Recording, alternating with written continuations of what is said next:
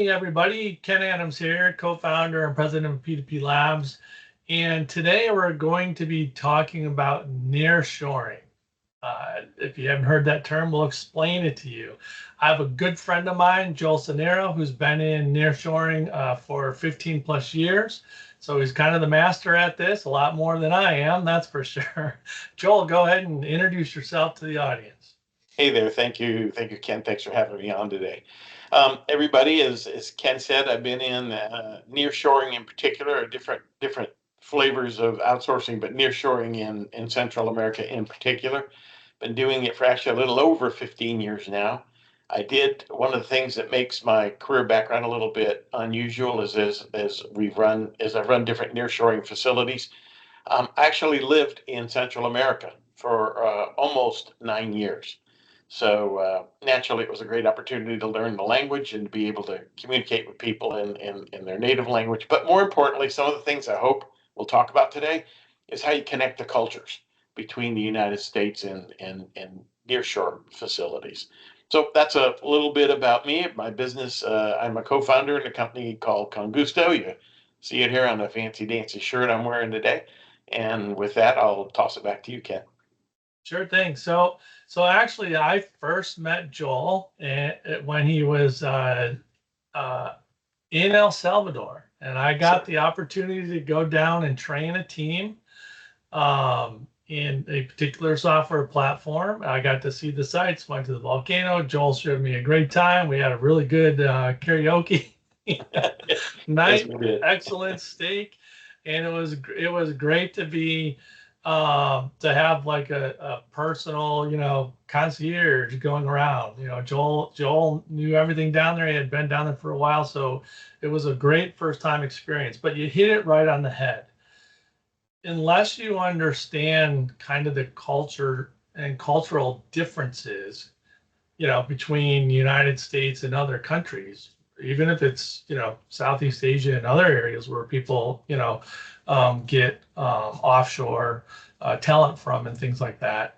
I That's an important point to bring up, Joel. So from your standpoint, because you've been on both sides of the border, Uh, um, I'd like to hear it from your viewpoint, the importance of that and the things that people looking into nearshoring opportunities as far as like service providers who are looking to hire people nearshore or any other vertical looking to hire nearshore, what things do they need to watch for, particularly starting with the culture, and then we'll get into all the other, technical right, stuff and things like that right. later. So I think the culture's probably one of the biggest things to pay attention to, and one of the biggest things that everyone just obviates. Is companies in the U.S. and listen, I was one. I outsourced before I ultimately became an owner and moved into that industry. So I was a user, and I would say, and I was guilty of the same thing. We look at service and cost, and we ignore the cultural connections or or the value of the cultural connections. But it's what leads us to that. When I say outsourcing, you automatically conjure up an image in your mind, and I can almost assure you that image isn't positive. And the reason for that is we've all dealt with outsourcing as consumers of it, whether it's our cable company or our credit card company. And we know that the experience is one, it's disconnected. We received the services we needed. The transaction was conducted in English, but we just didn't feel satisfied. We didn't feel connected to the company from which right. we buy the service. That cultural component is really important. And it's a little more easily found in nearshoring, and because nearshoring is naturally near. There tends to be a better connection with our culture here in the United States just through travel and the exchange of family members living in different countries. The other component though is to have a qualified person in your nearshoring partner that understands the other culture. Oftentimes, when you give an instruction here in the US to an employee, we not only give the instruction, but we also have an understanding of what they probably understood and how they're going to carry out that order. it is not always the same when you're working with cultures from different countries. And so to have an outsourcing group or a nearshoring company that understands the cultures, understands how instructions are interpreted, you're just going to get a better product.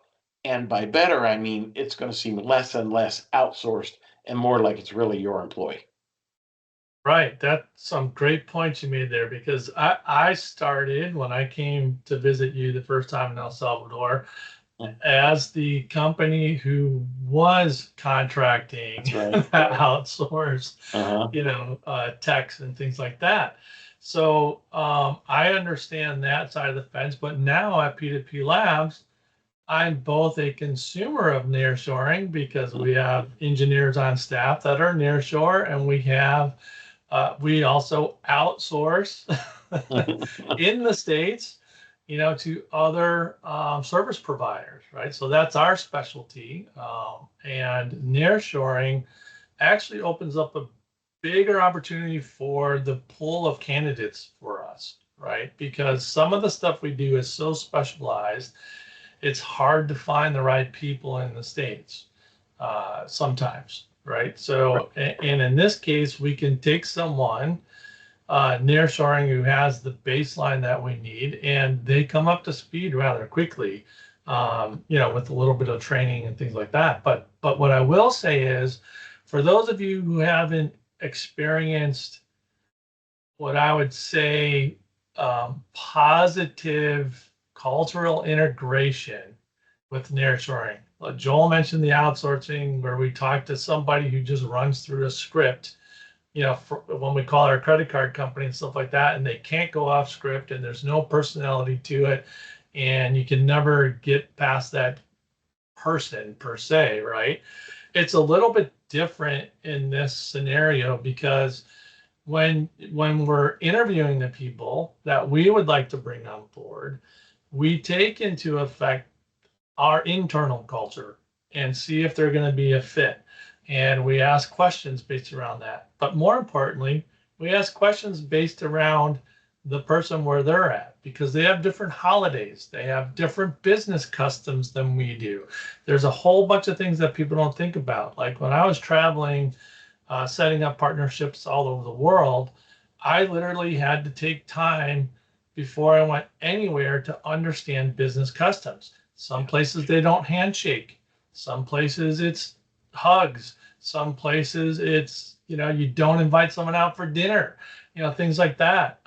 So you really need to understand the the back. I mean, not in full, but you need to understand the background of where these people are coming from. So Yeah. I want to touch on it quickly. I know we've got a time, but I think you really hit on something important. And I don't want the folks that are listening to this to think, oh, gee, that sounds like too much work. It's really what we do even in our offices here in the States. yep, When we interact from somebody from the southern part of the United States, we know to work with them a certain way. They have a certain understanding of life as compared to the Northeast, as compared to the West Coast, or as compared right. to the Midwest. We accommodate cultures all the time in our offices here, so it shouldn't be something scary when you move over a border. It's just something to keep in mind, and that's some of what you're gonna look for in the company that you hire to do that for you. So anyway, great point, Ken. Absolutely, yeah. And I have had nothing but positive experiences in nearshoring, to be honest. It's been great. And some things you don't think about as the business owner, like when you have someone nearshore, it's different holiday schedules and things like that. Well, Mhm. yes, most the big ones, Christmas, that's kind of worldwide. But Uh-huh. 4th of July, Thanksgiving, things Uh-huh. like that aren't. So now you have that added security of you have someone on staff and available, skeleton crew, sure, but there's trade-offs to that, which I think positively impact your business. So, and I'm sure you see this all the time, Joel, like Yeah. in what you do.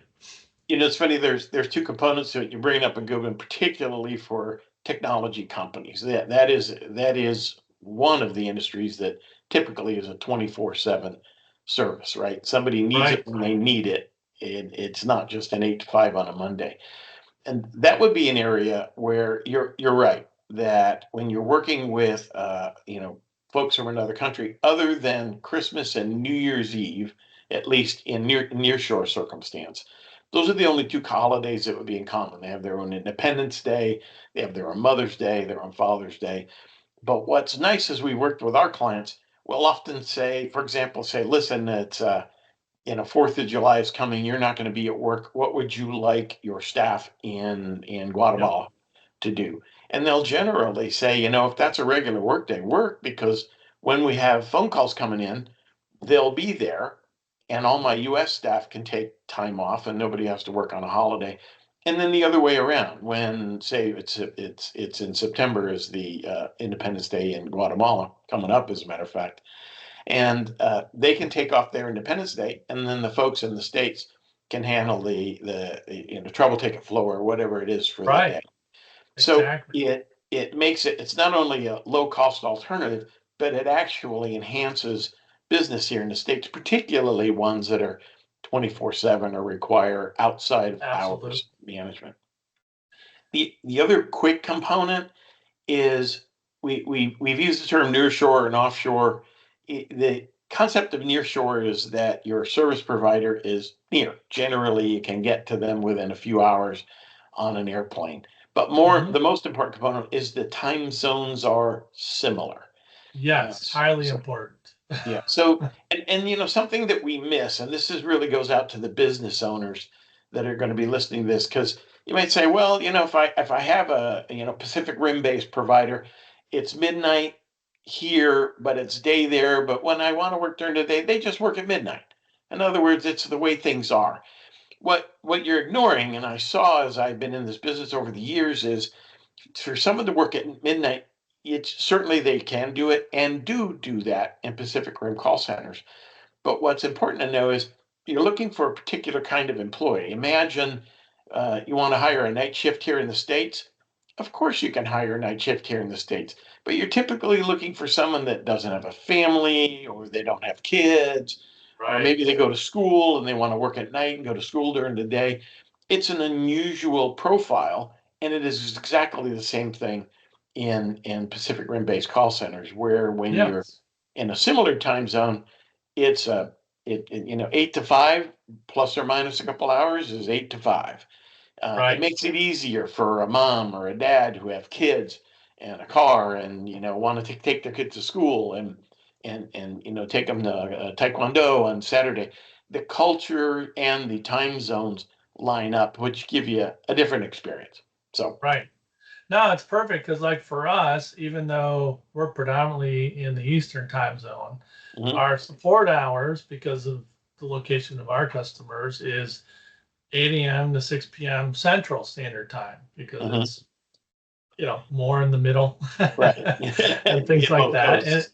it works out great because having people within the same time zones uh, in Guatemala and other places allows us to have our staff on the East Coast start a little bit later, work a little Yeah. bit later, things like that. There's a whole bunch of stuff that goes into that, which is great for productivity in the business, to be honest, because then I don't have the same people on the East Coast waking up every morning and getting online at 7 a.m., Right. 7 a.m. right away and things like that, or, they're not always the ones working late. So we have that all worked out internally. And for our customers that, contract with us for these services. Um, but I want to go a little bit different direction because this comes Right. up a lot. A lot of people go straight to, but what about the language barrier? And to me, I have had no issues with the language barrier, and quite the opposite, actually. It's been fun for me because I am learning Spanish, and with some of the people that I've trained in the past, previously when I came to visit El Salvador, and with the people that I have working for me now, I actually get to practice more because they're bilingual. Mhm. However, let's discuss that because it is an issue, supposedly, Right, right? right. People do Uh-huh. bring it up. So how do you overcome that, Joel? and it is a great question because it comes up a lot, and I like to pull it apart. So I'm going to do it quickly, but I'm going to do it. People say, "How's the language? How's the English?" And what they generally mean is, "How's the accent?" Yes. Because if the grammar was bad, they don't speak it. So what we mean generally as gringos, we ask that, we're asking, how's the accent? How difficult is it for me to understand the person? So there's Right. a presumption of there's the grammar and the structure of the language is already there. And that there's a couple of things going on here. And one is particularly, again, near shore means we're near. There's a lot of cultural and physical exchange as people travel between the United States and again Central America. I've had most employees that I work with have family in the U.S. and or have visited the U.S. The the the ability to speak unaccented English is better. I don't Hmm. want to mislead anybody who's watching this today. There's a low likelihood that you get it completely unaccented, and part of the reason for that is we in our own country don't have unaccented English. It really True. depends on unaccented English means the English you speak, not what everyone else speaks. Exactly. Yep. So the what really makes it a kind of a win here without making it sound, I'm not trying to create a utopia, is there's young people all over the world, in this case in Central America. They recognize they live in a country that's in a difficult economic circumstance. Mhm. And those countries and the young people that are growing up and going to get jobs recognize I'll get paid a lot better if I speak another language besides Spanish in this case. And so it's not unique to English. There's schools that teach German, there's schools that teach French, Right. Portuguese, English, and ironically, one of the best paying languages in Central America right now is Mandarin. So I could see that. so these young Yep. folks recognize I not only need to know the language, but I need to know it in a way that I can communicate effectively. And schools teach it, governments support private schools that teach it. Young people know it's a ticket to a better income. And as a result, what you really get is you get a quality of English by and large that is just like you know what, here's the way I help people when they go, how's the English? I say, have you been to the gas station or the grocery store today? And they'll generally say, yeah. And I go, you spoke to one of my employees. Yeah. That English is just like a Latin American person. When you go to the gas station, when you go to the grocery store, there's a light accent, but you understood every word of your exchange with them and they understood you. So it's that good. That's great. Thanks for that explanation. If that didn't belay some fears, sorry, but it should have. Yeah, I agree 100%. It hasn't caused any issues in my experiences Yeah. at all. And in fact, it's enlightened me more because like I said, I get to also benefit from someone being bilingual by getting to practice with them. I don't know if I'll ever be bilingual, but I'm working on it. So. Yeah. You- there's something that also bears mentioning, and you're kind of touching on it. The Hispanic population is huge in the United States. Yes, We English is the accepted language and what everybody speaks, or at least to conduct business, you need to speak it. We often forget that having someone that speaks English and Spanish can really be a leveraging point for your business. Um, absolutely. there's a high likelihood that at least one of your clients has a Hispanic background. And sometimes to be able to touch and allow an exchange in a language that's native or at least maybe was spoken in the family home when your client was, say, a little kid, um, changes your level of engagement with that client. And it's funny how many of my clients, they don't realize that until they've got these employees Right. and they're saying, "Oh, this is great," and then somebody gets on the phone and recognizes that they're Hispanic, and they immediately click into that, and it becomes this delightful conversation that you can't buy for money. It, it's a No, re- you it's a can't. it's a really cool thing. It is cool. I was on a call with one of our employees, and he switched from English to Spanish to Portuguese like it was nothing. I mean, and it was great, Yeah. because he connected with two different sets of key personnel on that call, Oh, wow. right? Which was great. And then, there was a few things I had to ask him about afterwards because he rattled off some words I haven't learned yet. But anyways, Joel, this has been great. I really appreciate your time today. For anyone who has questions about nearshoring, reach out to Joel, reach out to me. You'll see our contact info at the end of the video here. And we appreciate you listening today. And Joel, thanks again. And we'll have you on another video sometime in the near future. I'd love to do it. Thank you very much. Always great to spend a little bit of time with you, and thanks for the opportunity to talk a little bit about nearshoring today. Take care. Absolutely. Thanks. Sure Have a enough. good day, everyone.